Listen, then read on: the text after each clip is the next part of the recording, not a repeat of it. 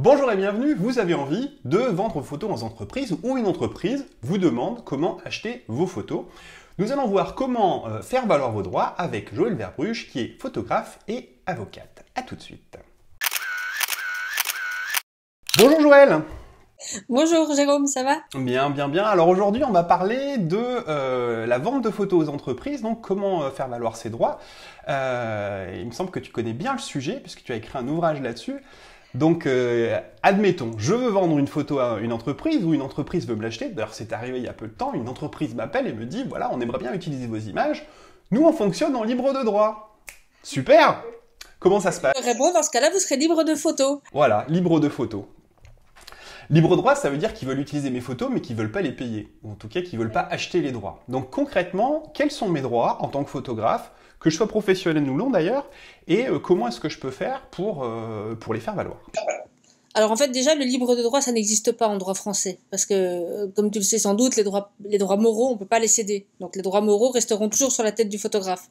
Alors il y a droits moraux et droits patrimoniaux. C'est quoi la différence entre ces deux choses? Alors justement, les droits moraux, c'est essentiellement le droit au respect du nom du photographe, donc le droit d'exiger qu'on mette son nom chaque fois qu'on utilise la photo, et le droit au respect de la photographie elle-même, c'est-à-dire le droit d'interdire qu'on la recadre sans son autorisation, qu'on la modifie, etc. Ces droits-là, ils sont incessibles. Donc le photographe... On mettra bien votre nom sur la photo. Est-ce que ça, c'est une rémunération? Mais non, parce que c'est une obligation légale, donc on va pas te rémunérer avec une obligation légale, c'est s'ils ne le font pas qu'ils sont en contravention, donc... Alors moi je dis souvent, le nom sur la photo, c'est pas pour faire de la pub, c'est juste pour dire à qui appartient la photo pour qu'on puisse payer les droits. Donc mettre le nom en disant je vous payerai pas parce que je mets le nom, ça a aucun sens. Ben oui, non, c'est d'une part parce que c'est une obligation, mais il y a aussi de la jurisprudence qui dit que précisément quand on met pas le nom du photographe, l'un de ses dommages et l'un de ses préjudices, c'est le fait que les gens qui seraient intéressés par ces photos ne peuvent pas le retrouver. Donc le nom sur la photo, c'est indirectement pour faire de la pub, mais en cela, ça n'empêche pas le fait que c'est une obligation légale. Donc certes, ça te fait de la pub, très bien, mais c'est pas une rémunération, ça c'est clair. Alors moi j'ai jamais vu, à part les photographes, les mecs qui regardent sur le petit côté en bas le nom du photographe. Quasiment personne le fait quoi. Peut-être, mais en attendant, la jurisprudence reconnaît dans certains cas qu'en ne le mettant pas, justement, ça prive le photographe de la possibilité de se faire connaître.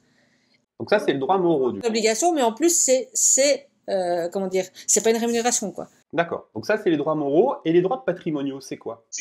Alors les droits patrimoniaux, ça c'est tout ce qui concerne, comme son nom l'indique, l'utilisation des images et leur valeur pécuniaire. Donc le fait de pouvoir les reproduire et le fait de pouvoir les reproduire sur différents supports que tu dois énumérer avec ton client. Alors il y a deux choses dans le droit de patrimonial, il y a le droit de reproduction et le droit de représentation. C'est quoi la différence entre les deux? Ben, je dirais que quand tu fais par exemple une exposition, quand tu cèdes des droits pour faire une exposition avec tes photos, c'est le droit de représentation. Quand tu cèdes le droit de reproduction, bah, tu cèdes le droit de reproduire la photo sur d'autres supports. Mais en fait, les terminologies sont pas très importantes. Dès que tu es dans le secteur des droits patrimoniaux, ces droits-là, eux, sont cessibles, puisque précisément, tu peux les céder à ton client. D'accord.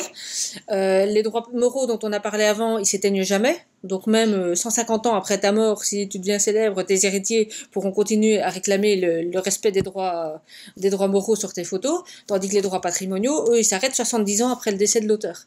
Donc c'est deux droits qui fonctionnent de manière assez différente.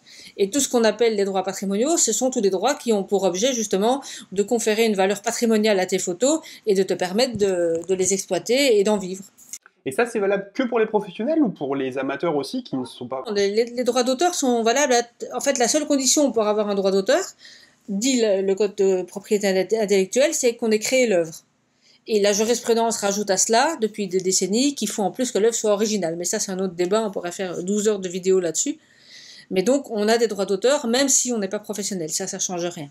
D'accord, donc c'est pas parce que vous êtes amateur que une entreprise peut utiliser vos images sans vous les payer. Absolument. Et il y a de la jurisprudence où des entreprises se sont fait condamner parce que justement elles ont utilisé les photos de personnes qui n'étaient pas professionnelles, ça pose pas de problème. Parfois le préjudice est un peu moins élevé parce qu'elles n'ont pas autant de manque à gagner, puisqu'elles peuvent pas démontrer qu'elles doivent en vivre et quels sont des tarifs, mais sur les principes, la contrefaçon elle est là quand même. Alors on parle d'entreprise, mais est-ce que ça concerne aussi les établissements publics? Je veux dire, un office de tourisme, c'est la même chose. Bien sûr, oui, oui, tout utilisateur de photos, et même un particulier qui voudrait illustrer son blog. Alors, généralement, on les attaque pas trop eux parce qu'on sait très bien que bah, comment dire, ils sont moins solvables et que l'utilisation est moins importante, mais toute utilisation partielle ou totale d'une œuvre qui est faite sans le consentement de l'auteur est une contrefaçon. Alors moi, du coup, qu'est-ce que je dis à mon client qui me dit on veut utiliser les photos, mais on veut l'utiliser gratuitement? Comment je lui explique qu'il y a des droits et que ça serait bien de les faire valoir et quels sont ces... Concrètement, comment on met ça sur le papier, quoi? Ben, déjà, le fait d'exploiter des photos gratuitement, c'est pas interdit, pour autant que ce soit avec l'accord de l'auteur. Maintenant, tu vas faire comme n'importe quel professionnel, tu vas dire désolé, c'est mon métier, il faut que j'en vive.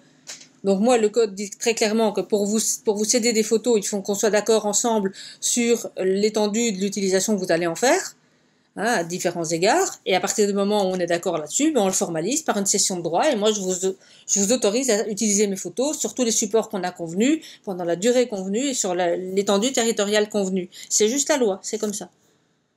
Donc la loi, elle doit préciser, enfin pas la loi, pardon, le contrat, il doit préciser sur quel support on utilise les images, pendant combien de temps et, et sur quelle étendue géographique.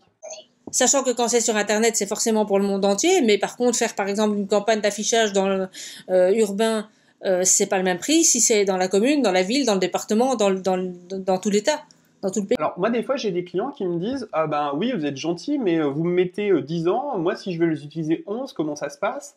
Et puis, Ils renégocient. on renégocie. Oui. Et la deuxième chose qu'on me dit, c'est ah bah oui, mais il y a un confrère à vous, il m'a fait un devis, et il nous embête pas avec tout ça, ils sont plus cool, vos confrères, ils nous embêtent pas avec les droits d'auteur, voilà, on fait ce qu'on veut avec les photos. Il n'y a rien de marqué sur le contrat, ça veut dire qu'on fait ce qu'on veut.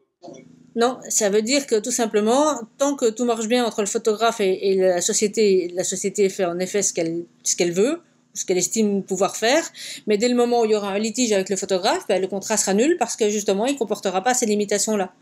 Et à partir de là, ben, en cas de litige, la société en question risque bien d'être poursuivie pour contrefaçon, parce que le photographe ira dire attendez, désolé, mais moi j'ai pas eu le choix. On m'a demandé de travailler comme ça. En attendant, ce que j'ai fait, c'est une cession de droit et elle ne respecte pas les mentions du code, donc la cession est nulle. Et donc je considère que tout ce qui a été fait jusqu'à présent, c'était de la contrefaçon.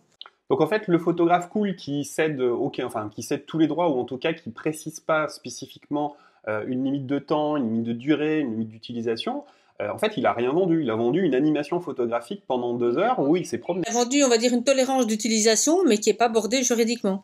D'accord, donc en fait, le client prend un risque.